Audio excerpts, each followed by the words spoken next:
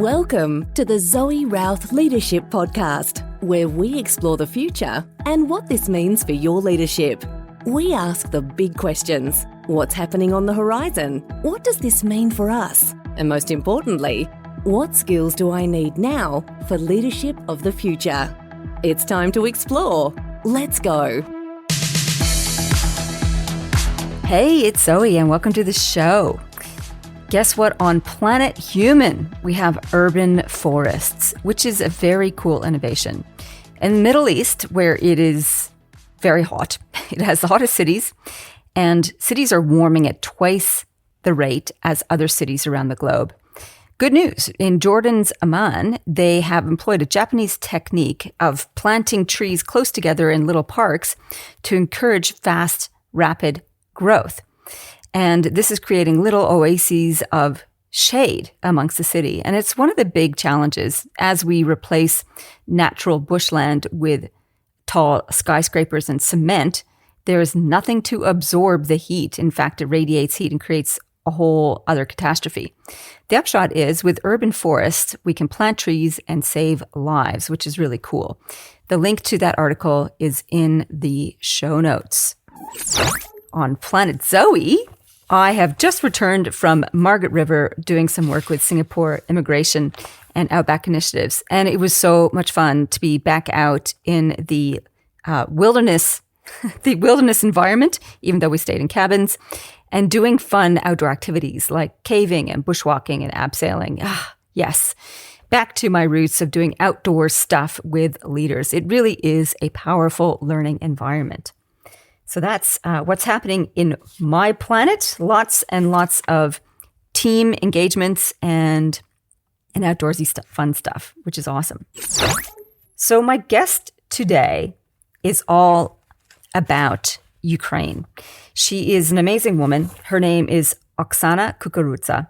She is a Ukrainian American. She has a background in public accounting and management consulting, and she is writing or may have published her book, still working on it, I think, about her parents' experience as slaves in the Nazi Third Reich. They were in slave camps and how they survived that and escaped essentially to America.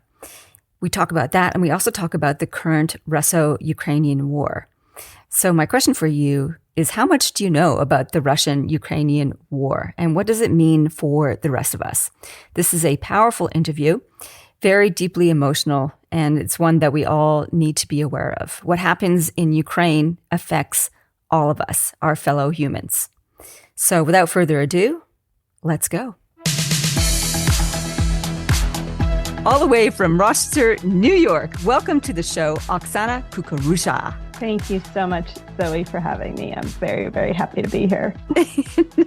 I'm really happy to have you here too. And despite all of our technical challenges this morning, getting the recordings going, we have a really huge conversation to have about what's happening in Ukraine and your experience there. So I'd like to start at the beginning. Your parents were migrants from Ukraine into the U.S., and you had an experience of going back to the Ukraine at some point.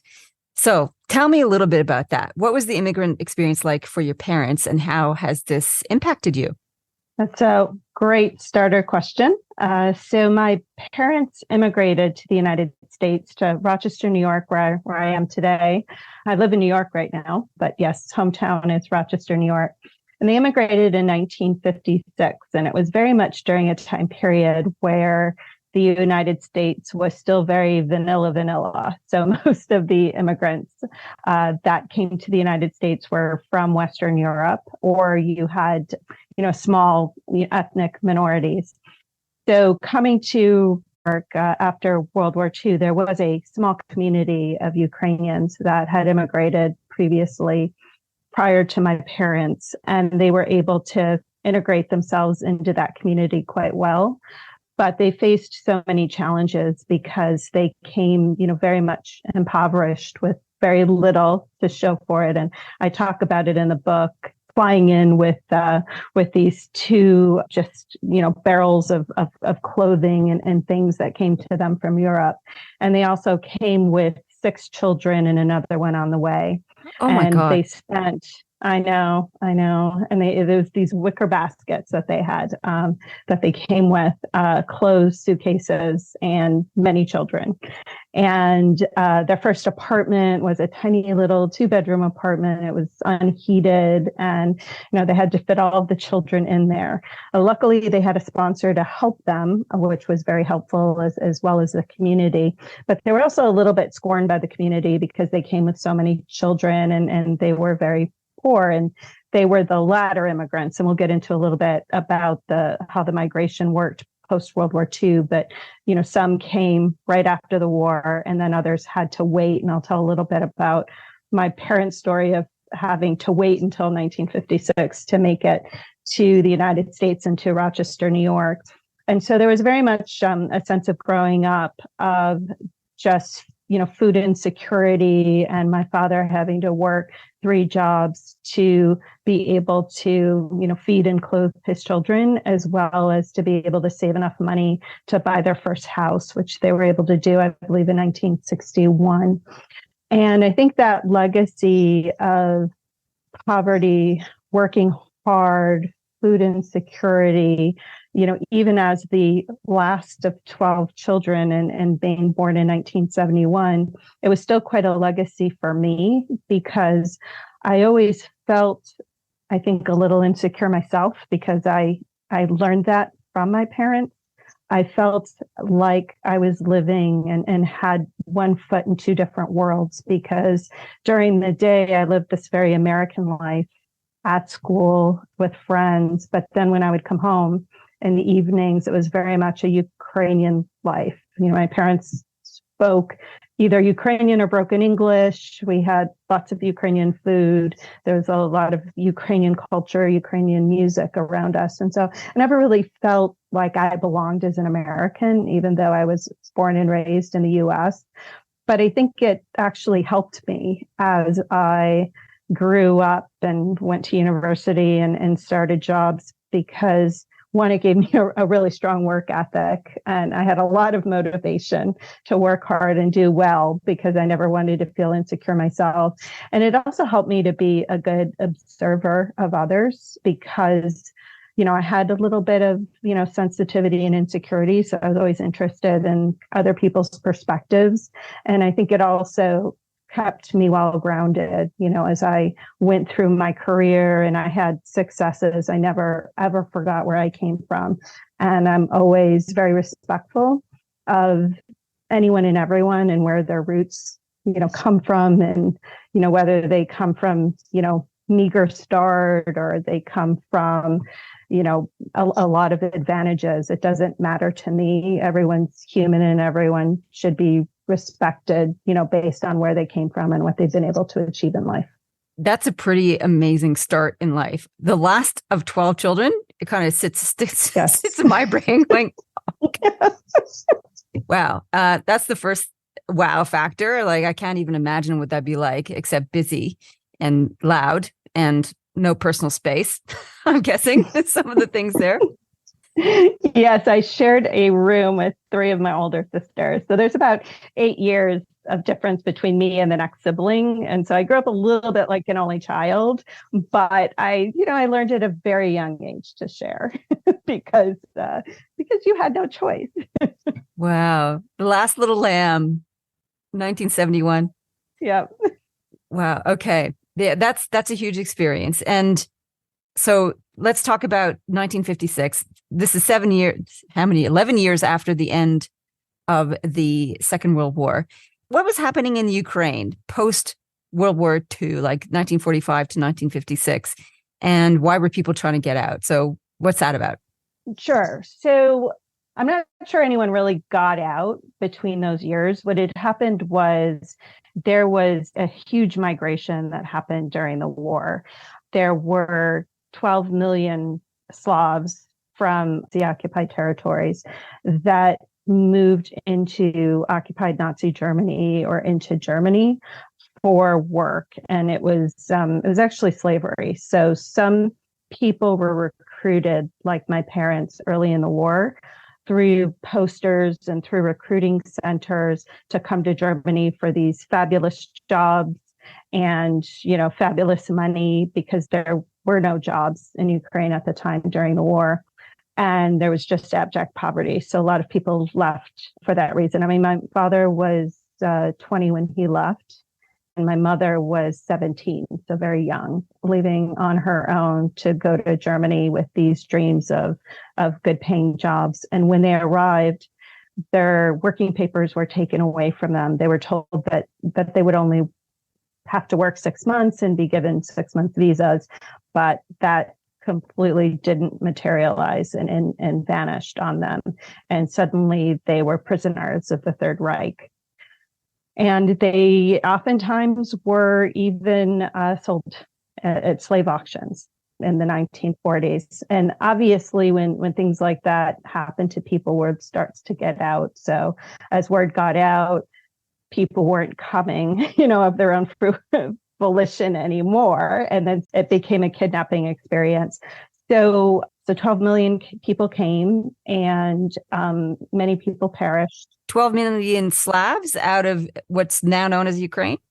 Not necessarily Ukraine. There were definitely millions that came out of Ukraine, but there were Slavs that came from Russia, from what would be ethnic Russians, Belarusians, Ukrainians, Poles. So anywhere really where there was a Nazi Third Reich footprint. Also, also places like Czechoslovakia and the Balkans. So in total, there were 12 million people that were either volunteered to go, or they were essentially kidnapped and forced to go and work.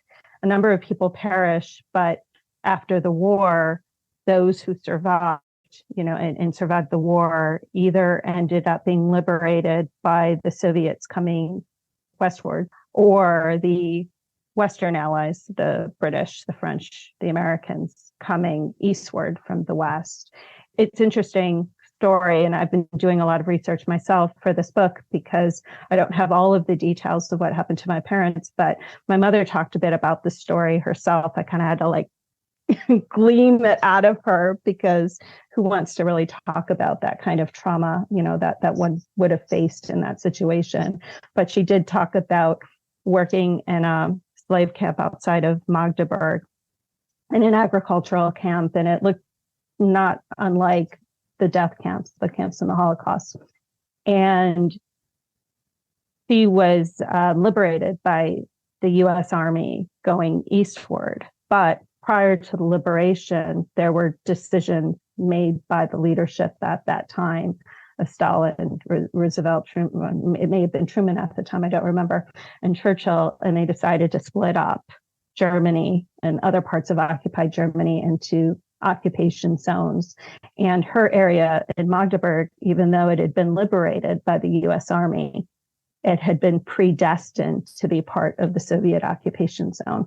And so she got wind of it and had to escape the camp and find a way to be liberated by the American Army and U.S. Army before the Soviets could take over her camp. And so you had these stories of people that were either, stuck in the Soviet side of occupation, and then the ones that were liberated by the Western allies. And for many of them, because there were millions of them, Zoe, for many of them, they were forced to go to the Soviet zone. So if they were Polish, or if they were Czech, or if they were Slovak, or if they were Ukrainian or Russian, Lithuania, any of the Baltics, Lithuanians, etc., they were forced to, most of them were forced to go back to their homes and to end up behind the Iron Curtain. However, both my parents got very lucky, and they kind of banged the tables and said, "No, I want to be a refugee. I don't want to go home. I'm afraid to go home and what they might do to me." And they both got very lucky in terms of the U.S. Army letting them stay behind and letting them stay in the western parts. I want to clarify that a little bit, actually. So we've got the Germans occupying a lot of territory during the war, and then from the Westerners, U.S. and allies, moving eastward to try and liberate that territory that the Germans have occupied. And then we've got the Russians coming in the opposite direction to also allegedly do the same thing, liberate occupied territory. And then the winners of the war said, well, we'll divide up the territories. If the Russians were meant to be liberators, like the Westerners were, why was there a sense that the Russian occupation was going to be a terrible thing? Why did people think that was going to be terrible? Was there an inkling that oppression was coming with that and just replacing the Germans with Russians? Yes, you would have that exactly right. So both of my parents sat in a unique area of Ukraine called Western Ukraine, which changed hands many times. So it was a part of Poland during the first partition of Poland that happened with Catherine the Great. Then it became a part of Austro-Hungary, or actually, I'm sorry, a part of Austro-Hungary. It was Poland, but it became a part of Austro-Hungary with the partition of Poland with Catherine the Great. And then in 1939, it became a part of the Soviet Union with the Stalin-Hitler partition of Poland that happened with the Polish occupation. And so both of my parents separately, because they lived in different parts of Western Ukraine, but they had about 2 years from 1939 to 1941 of seeing for themselves what Soviet occupation looked like. And they also had many stories from distant relatives that they had in the East of what Soviet occupation was like. And I'm going to go back a little bit more in history to kind of describe what created this fear and what continues to create this fear for Ukrainians of Russians is in the early 30s when Stalin was trying to collectivize the farmers across the Soviet Union. And that was basically the process of taking privately owned farms and socializing it, so making it a part of state property, pulling it together and then forcing the farmers to work on those collective farms, and everything that was produced became a part of the state to do with what they will, and then the people were paid by the state. Ukrainians are known to have this love of their land. There's this special soil in Ukraine called the black soil, and it's considered the breadbasket of Europe, especially the southeastern part.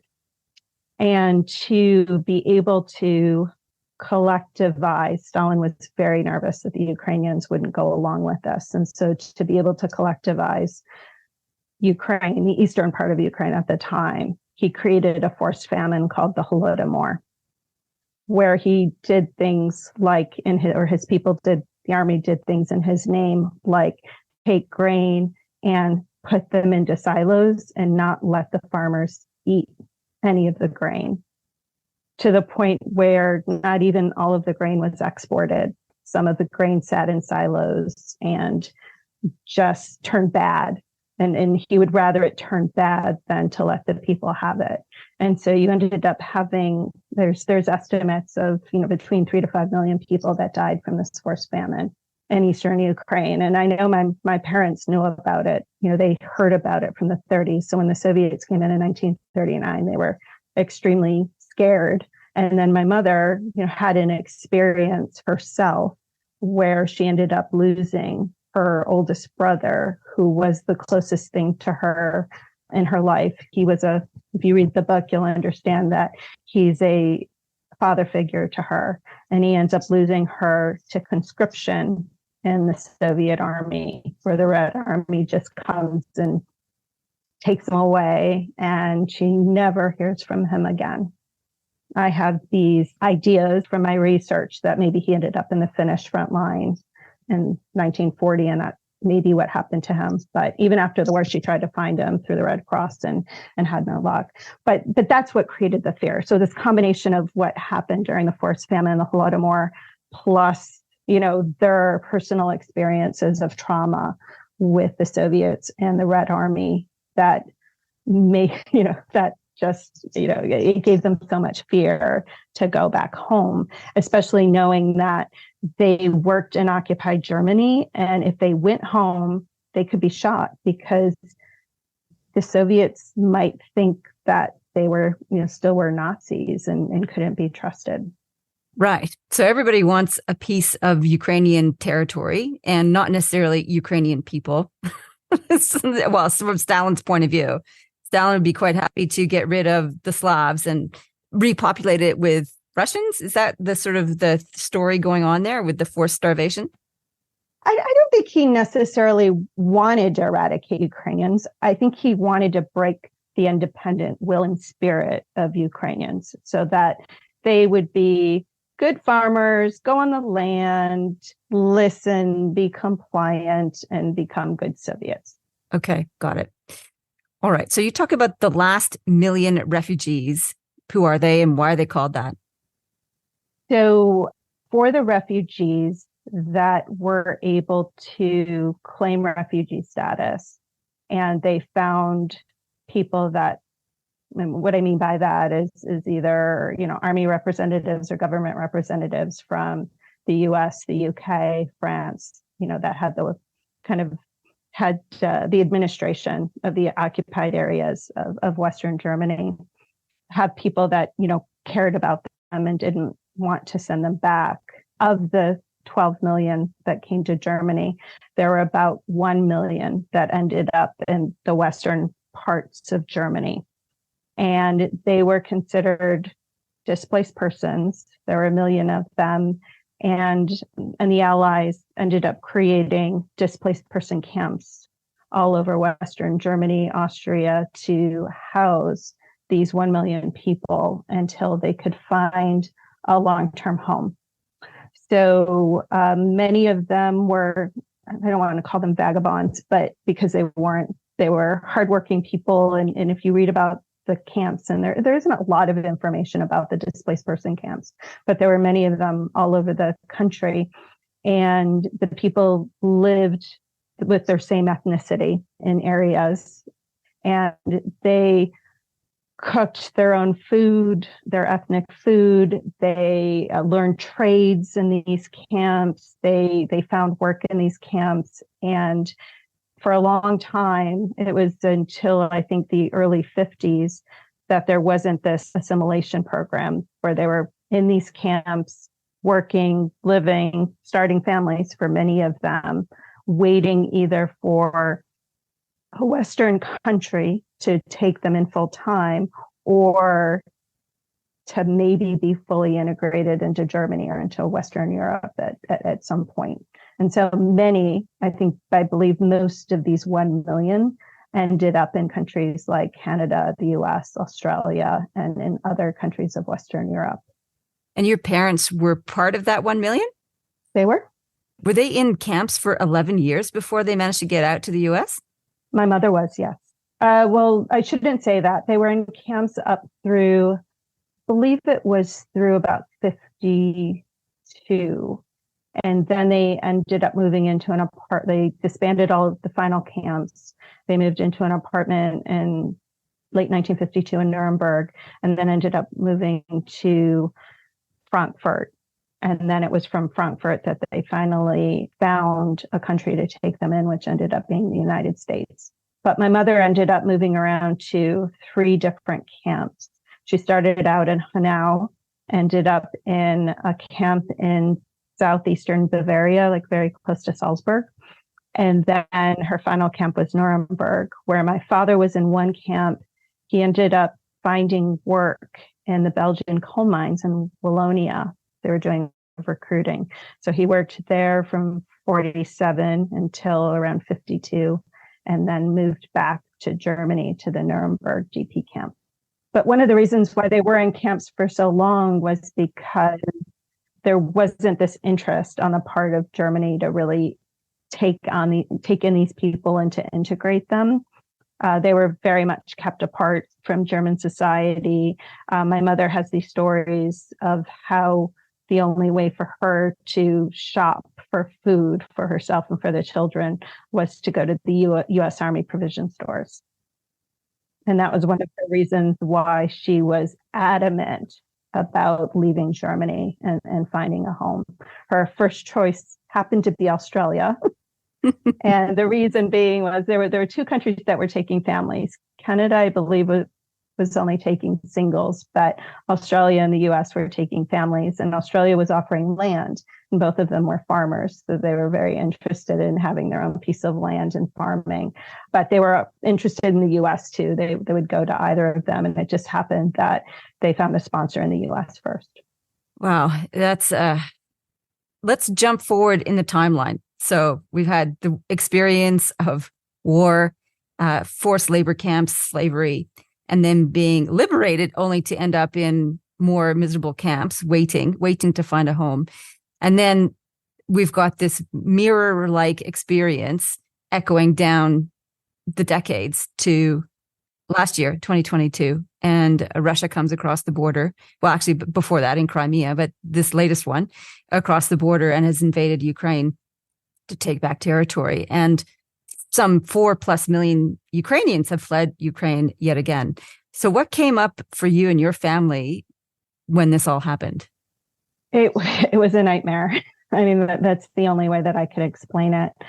I had a very visceral reaction to it. So even though I wasn't born and raised in Ukraine, as I let you know, I had the opportunity in the late 90s to work in Ukraine for 18 months. And I still knew people there, not just family, but my family was in Western Ukraine. But I also knew people that were still living in Kyiv. And so it was a very hard time for me to digest, as well as the rest of my family. But I think even for me in particular, because I lived there and I have memories. No one ever wants memories of a place where you live to be, suddenly you see the TV with tanks, coming down a road, potentially, invading a city that you lived in, and, you spent 18 months of your life. It was very difficult for me to process. And I felt helpless for quite a while. And I did protesting when I could. Living in New York City, it was a nice place. It has a pretty large contingent of Ukrainian diaspora and Ukrainian Americans that really came together to support Ukraine. I donated money. I asked friends to donate money. I have cousins in New Jersey that are recent immigrants from Ukraine and who have contacts over there. So I could try to get money directly, directly to the organizations on the ground helping. And it was hard. And it really made me then think, I have to write this book, because the parallels of my parents' story are happening again today. It's like we don't learn our lessons, and history is I see history repeating itself again, where you have, this potential genocide happening in Ukraine, not the physical genocide, but cultural genocide. And then you have this refugee crisis happening, a large refugee crisis happening in Western Europe. And it all just mirrors what happened in the 1940s in Europe again, in the same place, the same place is affected. That's what it sounds like to me. It sounds like, this is exactly what happened before. Now we've got Ukrainians being pushed out of their home country. And where are they? Those 4 or 5 million people who fled the war have finding little pockets of places to stay. Are there refugee camps? We haven't had any news about what's happened to those people who have fled. Are there camps, or where are they? Do you know? My understanding, and this is from the news, I'm not an expert, and I unfortunately have a small child, so I can't go and help, or I would. But my understanding is a lot of people have taken them in, or, governments are supporting them, with apartments and with jobs. And they're spread everywhere, Germany, France, Italy, the UK, Spain, anywhere in Western Europe. And then there are also some in the United States as well, and Canada, some in Australia as well. Oh, there definitely are. So talking to my neighbor down the road, and his brother is out from Ukraine as well. And we've got stories of people who have fled because they've had family in Ukraine. So we definitely have some people who've leaned on family to come out here. I want to explore your perspective on, the Stalin Soviet campaign to swallow up as much territory underneath the Soviet banner. And now it feels like Putin's trying to regain that Soviet dream. Is that what you see happening here? So what is Putin's objective, is your understanding? So I believe that's one of Putin's objectives. Either he wants to be another Stalin and reincarnate the Soviet Union, or he wants to be another, maybe more successful Tsar Nicholas and reconstitute the Russian Empire, because Ukraine's central to either of those things, or both of those things. There are many objectives that he has. So one of them is definitely that. I think there's one of making Ukraine, forcing Ukraine to be Russia. I believe that a part of, another one of his objectives is to keep a buffer nation between him and NATO. I believe another objective of his is to protect Crimea and protect the water source of Crimea through that land bridge. I mean, I believe those are probably the majority of his objectives in terms of what he's trying to achieve. Why do some Russians consider Ukraine part of Russia? And why do so many Ukrainians say, nah, we're our own place? What's that about? Yeah, it's a complex history, and I'll make it very fast. So the three nations and ethnicities of Russia, Belarus, and Ukraine, all three of them see the Kiev Rus Empire to be their origin story.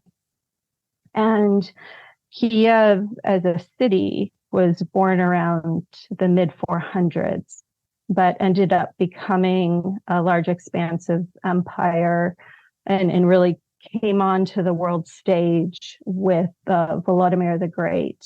And that was in the late 900s. And Volodymyr made some critical alliances with Constantinople.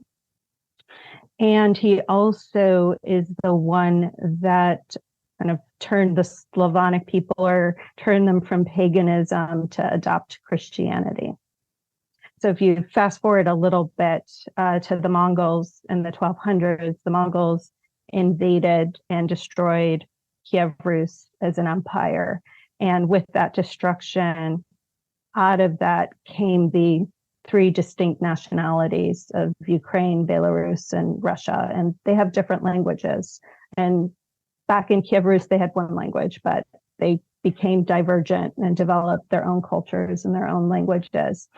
And Moscow was created or founded in the mid 1100s, and it didn't become a world stage empire until probably the 1700s, when Peter the Great came along. And he invaded and expanded his territories. And one of the places that he invaded or expanded his territory was eastern Ukraine. So what I believe in terms of why Putin believes that Ukraine is Russia is because he has to, for a couple of reasons. One is he is able to say that Russia is dominant and Russia is prestigious because Russia can take its history back to the grand princes of Kiev and, trace the leaders and the czars back to Kiev Rus. And so Kiev needs to be Russian for him to do that. And then secondly, Putin has his power base in a few areas. It's the oligarchies, the army, and then the Russian Orthodox Church. And for Putin to say the Russian Orthodox Church is behind me because Orthodoxy started back with Vladimir the Great, that he calls Vladimir the Great, in Kiev, then the Orthodox Church has to be Russian. It can't be Ukrainian. And so therefore, for him to propagate this prestige and dominance of Russia in the region, he has to make Kiev and the surrounding areas Russian. And yet, that's my point of view. I'm not a historian and I'm not in his head or his mind, but that's... Be grateful. Yes. But that's my interpretation of why he may be thinking this. Okay. And yet Ukrainians are pretty cohesive around going, we don't think so. We'd like to keep our own democratic autonomy. Thank you very much. So how have they managed to push back against such a global power? Yes, because I believe Ukraine is the most impoverished country in Europe in terms of GDP per person against, a Russian powerhouse of oil and gas, et cetera. And I think for the Ukrainians, and just to throw a little bit more history in there, Ukraine actually means borderland. And it sat in the middle of great empires like Russia and Poland and Germany and Austro-Hungary. And so Ukrainians are very much used to having a different master all the time and being very flexible and finding ways to really draw from the community and from each other and not look to government to necessarily solve all of its problems. So I think when Ukraine was able to finally, after so many centuries of being occupied by another master, be able to have self-determination and have a 30-year democracy. I mean, they've had, I think, 6 presidents since they've been independent. I don't think Russia can say that. But I think they got a taste for that and they don't want to give it up. And so I think they're tired of having other masters now that they've been the masters of their own destiny. And they look at it as a last stand that they would rather fight and die than be subjugated yet again and wait their turn for, more centuries of having foreign masters. And so for them, it is their war of independence. Yes. And it is heartbreaking to watch and to be witness and to feel helpless along the side. And you said earlier that this is why you felt compelled. You need to write your narrative nonfiction telling of the story of Ukraine. And you've called the book Sunflowers Bend But Rarely Break. That's the draft title. Let's see if it survives a publisher. But tell me, why is it that you feel compelled to write this story? How do you think it's going to help? So I think, one, I'm hoping that it educates a lot of people. I mean, I think the current story of Ukraine and the current war that's happening has really captivated a global audience. And that's the silver lining, that there's this global audience that really cares what happens and, they're seeing Russia's Goliath and Ukraine as David, and they're really rooting for Ukraine. But I'm not sure how long that global commitment will last, as well as I'm not sure if people understand all of the history that goes into it and why it's so important that we as global citizens, in global society, should care about what's happening in Ukraine and should fight to push the Russians out and give Ukrainians the chance to continue their own path and their own self-determination. Because my parents' stories show that we did this in the 40s. We all said that we would learn from this. We started the UN so that we would learn from this. And yet we're letting it happen again. And I think we as a global society have responsibility to not let this happen again and find a way to stop this war and give Ukraine what it needs to be independent, or we're just going to keep living in these cycles of genocide and war and not learn anything from it and not evolve as a society. And that's why I'm writing the book, to shine a light on something that happened and point out the parallelisms and say, hey, look, guys, it's almost 100 years later and we're in the same place, even though we have smartphones and all this great technology. And we really need to think a different way about how we act as global citizens. Yeah, it's absolutely coming to the point where it's 2 political systems at war. There is the command and control domination institution that is represented by Russia at the moment. And then there is the democratic, independent, self-autonomous political system. And the good news is that we've had a global rallying around Ukraine to protect its independence and to push back against that kind of territorial imperialism that we're seeing, that's sort of powered by control and domination. is not acceptable in a modern society. And I think there's a lot riding on it. And I think it is so important to get the personal stories about what it means to be Ukrainian and the history that goes along with that, sort of as in the borderland, if you like. Everybody wants a piece of Ukraine because it's strategic, it's rich in soil, it can produce food for the world. So it's got a lot of assets. And yet there are humans that live there and who have taken care of that land for centuries and want to continue to do so in the way that they seem fit as a people. I feel very connected to Ukraine, where I grew up in Winnipeg in Canada. We had a huge Ukrainian community there. I know. We had lots of Ukrainian food. So pierogies were always on the menu and in the stores, and we ate them all the time.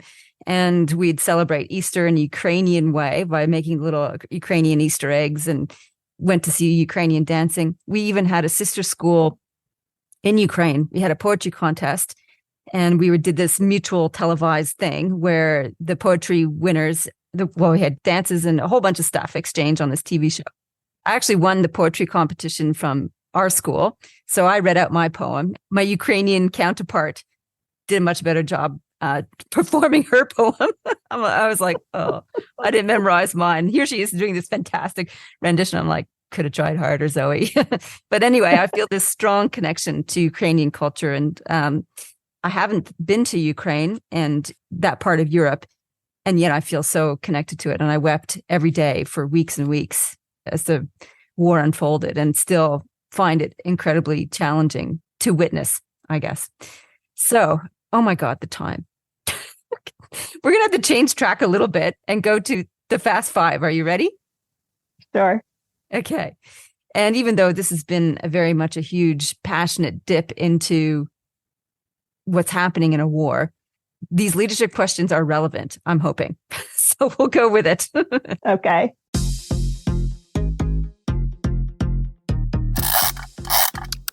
What's the future technology you most want right now? Fusion technology, for a couple of reasons. Nuclear fusion? Fusion, yes, not fission, but nuclear fusion. Yeah. Because I think it's clean energy. It's going to be a way to get us off fossil fuels so that we can save our planet. And it also will eliminate a source of income for Russia. So it has two beautiful things that it could do if it were available to us today. That's right. And there's a lot of imperialistic nations that have oil as their economic weapon. So yeah, bring on nuclear fusion. Plus, we can use it on the moon.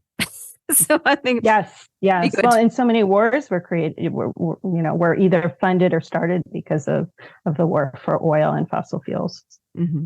Okay, number 2. What's the best tip you ever got for leadership? My best tip was to be authentic and to always be myself, and to always know that I didn't always have the answers, and there were others that I could reach out to, because when people are following someone, they will not follow a fake. I love it. That's great. Number 3, what's one problem at work or the world? I'll just open it up there. You'd love to wave a magic wand and be fixed right now. I wonder what that might be, but over to you. Well, obviously, if the question were the world, it would be peace in Ukraine with a Russian withdrawal and maybe with a different, better, more diplomatic leader in Russia. At work, it would be I work for a very large technology consulting firm, and I would love to just get rid of all the admin and bureaucracy so I can spend more time on my client service and on my people. I think that's a lesson we can all take from. Thumbs up or thumbs down? Who's doing something right and who's doing something wrong in the world? Can I have a thumbs up and down? You can do both for sure. So I'll be quick. My thumbs up, Vladimir Zelensky. Love that guy. He is the epitome of a true leader. He is on TV with his people every single night, very reminiscent of Roosevelt, and he's in the trenches with his men. Thumbs down, Vladimir Putin, because he spends all of his time hidden as a hermit in his dachas and palaces, and he's not visible. He's not visible. And I guess the one vestige of hope I have, and it's from the books of Moises Noam, I think that's how you pronounce his name. Could be totally wrong. He wrote about power and power and autocracies, and tyrants do have a way of coming undone in a very violent way. So his future is not bright. Let's put it that way. But I don't think it's going to end well for Putin. Number 5, what is your favorite leadership book or podcast? So my favorite leadership book is an old one because it did have a good amount of influence on me.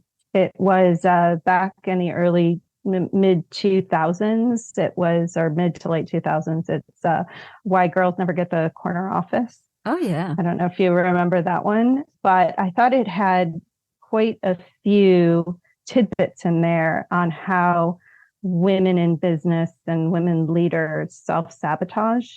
And I wouldn't say everything in there resonated with me, but there were enough things in there where I could look at it and say, oh, I do that. Why do I do that? And then I could start, analyzing myself and seeing myself go down that trap and make changes. And I think it's just made me a better professional, regardless of gender, and end up being a better, business person and leader. Beautiful. Thank you. And that was the Fast Five.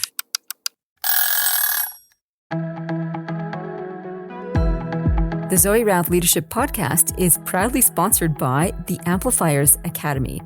It is an online self-paced leadership development program that you can join at any time and progress at your pace. There are very short video lessons, great checklists and resources and recommendations and book summaries, all there to help boost your leadership thinking and abilities. We focus on leading strategy, leading culture, leading change, and leading performance. So if you want a go-to resource that can help boost your strategic abilities immediately, check us out, Amplifiers Academy, on the Zoe.Travel.com website. See you there. Well, we're coming to the end of the show, and I'm so looking forward to seeing your book in finished form. Thank you for sending me the current draft, and I'm looking forward to seeing it published for sure. So where can people find out more about you, follow your work, and get ready and poised to snap up the book when it's ready? Well, I'm on LinkedIn and Instagram and Facebook, and I'm in the process of getting a website, a launching book website up and running called www.sunflowersrarelybreak.com. Okay. And so please, I recommend to people come check out the website and sign up. Okay. Oksana Kukurudza. Didn't get quite the Z right. Kukurudza. That was perfect. Kukurudza. Kukurudza. Perfect. Okay. Oksana, this has been a special privilege listening to your story. And thank you so much for the courage you're showing in delving into the history and to have the resilience and focus to bring these stories to life, your parents' stories, other Ukrainian stories, and the fight to live a happy life independent of oppression. And unfortunately, it's a narrative that we still have to explore. And may the world continue to rally around Ukraine. And thank you so much for coming on the show and sharing your perspective and point of view. Thank you so much for having me, Zoe. I appreciate it. So much to explore in that conversation with Oksana. My takeaway is care. Get outside of your own little bunker and look around and see what's happening in the world. Get curious about history of particular conflicts and find out what it means for the people on the ground. And then ask yourself, what can I do? So the key takeaway for me are care, be curious, and commit. So the 3 C's: care, curious, commit. Yeah, that's what I'm going to do. I'm feeling a little bit rattled and heart weary with the conversation about Ukraine. It's a war that I follow every day to find out what's happening there and keep my fingers crossed and hopeful. And at the end of the day, that's what Oksana said after we clicked end record, was this is a story of hope. It's a story about wanting to live a safe, peaceful life under our own autonomy. So that's what Ukraine is about for me and for Oksana and for millions of Ukrainians around the world and people who want to live a free and happy life. So if that's you, be caring, curious, and show commitment. My tip for you today is from my fourth book, People Stuff, Beyond Personality Problems, an advanced handbook for leadership. And as we were talking about the different kinds of leaders, I thought about the archetypes that I talk about in this book. It's how to lead yourself. And we can lean on archetypes to help guide us in different situations. And I talk about 5 archetypes. There's a whole bunch of different ones, but these are 5 main ones that we can use in leadership. There is the warrior. So what we're seeing with Vladimir Zelensky being a warrior spirit, that sort of fight to look after ourselves and look after his country and his people. We've got the diplomat trying to negotiate outcomes. That's the second archetype. We've got the guardian, one who's trying to preserve and protect what's best about the culture while still moving forward. And then we've got the pioneer. So the pioneer in the Ukraine is not there yet because we are still in warrior, diplomat, and guardian before we can step into future focus of the pioneer. And the 5th archetype is the one I want to highlight. That's the elder. The elder is being able to lead with wisdom and compassion. So best of the mind and best of the heart, making sensible decisions as well as sensitive ones. And that's the kind of leadership we need right now around the world, perennially, wise and compassionate. And with each of these archetypes is the shadow. And the shadow of the elder is the tyrant. And I think this is something we all need to be mindful of. We may start off being an elder, wise and compassionate and grandiose-minded, and then the lure of power can suck us down into becoming a tyrant, where what we think is grand and noble designs becomes an oppressive regime. And we know what story we're talking about there. So the elder and the tyrant are 2 sides of the same coin. Be mindful of it. Okay, so coming up next in the show, we have Doug Thorpe. He's an author, an ex-military leader, a leader in the banking sector, and an author. And we talk about his latest book called Trust in Teams. No, that's not the actual title, but it was about trust in teams. And we talk about trust and team leadership success and the flywheel that we need to use in order to get there. It's a fabulous conversation. He's great. In the meantime, I'd love for you to share a photo of where you're listening. That's always kind of fun. Or feel free to email me. Let me know what you think about the show, what you're enjoying, what you don't like. Any suggestions for future guests would also be welcome. In the meantime, live well, lead well. You've been listening to the Zoe Routh Leadership Podcast. To find out more about leadership of the future or to contact Zoe, go to Zoe.Routh.com.